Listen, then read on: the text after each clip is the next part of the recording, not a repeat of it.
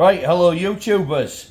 So we've got a live late to the party unboxing of the RLAARLO AK-917. My very good friend Rich, smile for the camera, hello. Has ordered one of these and he's very kindly brought it across so we can do a full video. So they come in a nice outer casing, beautiful little sleeving, quality cardboard, and then of course we can tip the fella out, come back. So we've got it on the box. Let's have a look what it says here. Ages 14 plus, the usual warnings, optional colour, this one's the blue one, big tick against the box. Come in this lovely carrying case. Now Rich hasn't opened this yet. Are we opening this, Rich? Yep. Right, Rich, absolutely. the honours are yours, it's yours. So, cardboard sleeve is coming off. We'll not do what I've seen a lot of other people do, which is rip that off. Yeah, people with more money than sense. This may very well be getting... So I'll just stop you there, Rich. I just can't get over the quality of this case. I mean, all RCs should come in a bag like this. Absolutely. It's absolutely fabulous. Probably don't cost them much if they're buying 10,000. And I mean, it's even embossed with the logos. Very impressed. Right, let's get her up and Rich. Dun, dun, dun, dun, dun, drum roll. Ta-da! So again, look at this. Carrying case, posh little box. Is this a high-speed gear set or something, Rich? This was the free gift that I got because I was in the first 500 buyers. First 500 buyers. Look at that. Spare gear. Gold-plated spare gear necklace. That is unbelievable. Rich, totally surprised. I didn't realise that. That is absolutely brilliant. That is great. This is for a collector, isn't it? Of course, yeah. Absolutely. Yeah, so let's get back to the packing. Well packaged. We've got the handset tucked away here in the bubble wrap. Obviously, Richie's going to sell this on because his project has changed. He's not a scalper. It'll be going for a reasonable price. But he's more race orientated now. But obviously, let's have a look. It's got a nice net area in the box. And it's got all the bits and pieces in there so you get the handbook. Thank you, Rich, for letting me take that out. We won't open the bag because obviously it'll affect his resale. You get a nice handbook, all labelled up, loads of stickers. I'm guessing these are oil-filled diffs, Rich, are they? You looked at the spec of this car, looking at the gaskets. Look at the size of that pinion gear. And selection of spare gears, tape. That USB charger in there as well. Yeah, USB charger and... battery straps. Yeah, battery straps, little toolkit, 3 different Allen keys, wheel hexes, they look to be plastic, but a very, very well presented. Lovely instruction manual. So look at that.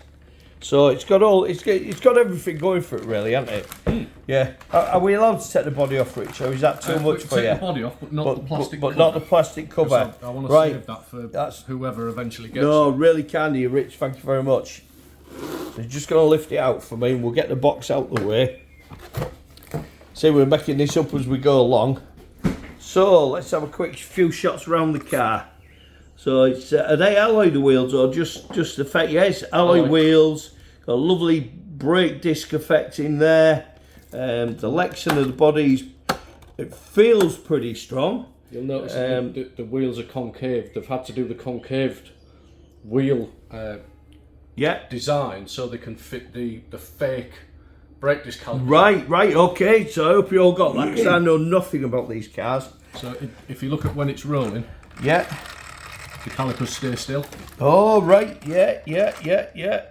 Yeah, so the calipers stay still like a real car and the discs rotate. That is a lovely, nice little bit of scale detail. And should we do the drop? Yeah, do the drop. Try it again. So it's a bit bouncy, but, you know, for an on-road car and it's fresh out of the box, might be a bit of air in the shocks. I'm just looking at all the details on the body. I mean, obviously it's printed rather than painted, but, you know, it's pretty much up to sort of like a Tamiya standard body, really, I think, looking at it. The headlights work, Rich. Yep, yeah, working headlights. There's the lead. You've also got the flame effects coming out of the exhaust. Oh yeah, the LED flamers at the back, and then we can see the aluminium shocks there with aluminium tops, adjusters. And then the bottoms, as is typical with a shock, they're in some kind of reinforced plastic, so that's your weak point, so you don't bend your rods. And the chassis, obviously, is this real carbon fibre, Rich, not carbon effects? No, it's 100%. Yeah, cap edge screws, you know, really steady front arms. You know, it's obviously been well thought out. And I know this wasn't cheap, but it's a budget brand per se. It's not an Armour Road car that would cost a lot more. But it's a lovely bit of kit, isn't it? If I can mention to anyone that is watching this and might be interested in buying, this plastic cover is peeled back by factory. To put the body clips on. Right, and then flip back over. So that's not something I've done. You'll see that's how it comes, It's absolutely fully still sealed. Oh yeah, I can see. You can see here around the shock towers. So this cover isn't the protection for the body shell. It's a bit of extra packing, and then we've got the film still on the body shell as well, which is nice. That's all part of the same film. So if I I'm with you. Oh right, Richard's corrected me. I've got it now. So yeah, so it's peeled back at the factory. Body clips go in, part of securing it in transit, and then of course it's covered in the film at the back. And obviously it's got Armour style body clip retainers, which is a great thing. I think even the wheel in there is aluminium as well. Fan. Oh, is that a fan? That's a cooling fan for the motor. Right, I thought it was like a spare wheel feature. So spare wheels at the back. So we've got a cooling fan in there for the motor. Aluminium cover, nice. Should we have that off now? Yeah, take it off, get it off, get its kit off. Ta-da! So, not a pretend spare wheel on the top, it's a fan as Rich mentioned. And here's the spare wheel, proper alloy. You can see all the light buckets there. And I understand there's a separate lead for the lights for the tail exhaust effect. So there we are. So plastic battery tray, 3,300 milliamp hour 2S battery with the car. I've not even had the battery out. I've taken the top off to check the damage, and then put it back in the box again. No worries. XT60 connectors, which is a nice feature, and not the Dean's. So just looking again at these top arms, look how chunky they are. They're tubular, but with ribs and reinforcing in them. A nice tread pattern on the tyres. They're fairly hard, so they're going to be low grip, but they're going to be hard wearing. There's a lot of people complain on the Armours that the tyres don't last very long. So looking at the front, massive bumper, reinforcement to the front bulkhead, carbon towers. Look at all these alloy parts, there's bits of metal everywhere. Alloy servo horn, reinforced plastic servo arm. You've got a servo saver built into the steering here, part metal. Oh no, I'm touching it now, it's cold. No, it's plastic, reinforced plastic, metal on the top. Rich just giving us a bit of steering operation there.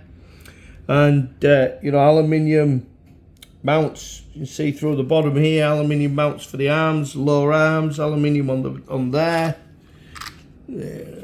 Y-arm arrangement, adjustable, sway bar on the front as well. I mean, this car, honestly, for an on-road car, it's got it all, hasn't it, Rich? Yeah. Massive little ESC enclosure. Obviously, it don't give us much of a look at the ESC, but you can see through here, it's got a big fan on the top. This is aluminium, big heat sinks through here. The motor is a 3668, is it? Or 3650, Rich? I ain't got my glasses on. I'm 3900.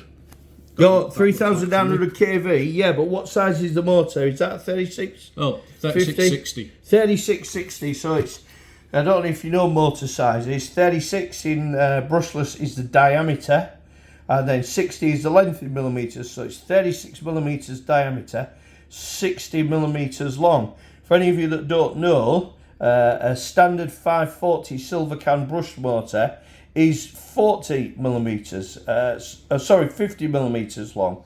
So a 3660 is 10 millimetres longer than a 540. That gives you more torque. It's ribbed for cooling. It's probably running, these are very narrow ribs, so I'd imagine it's running a full-size armature in there and not a 380. You see the F540 brushless motors with the cooling ribs on. They actually run a sort of like 380, 390 size armature inside. So this is the real McCoy.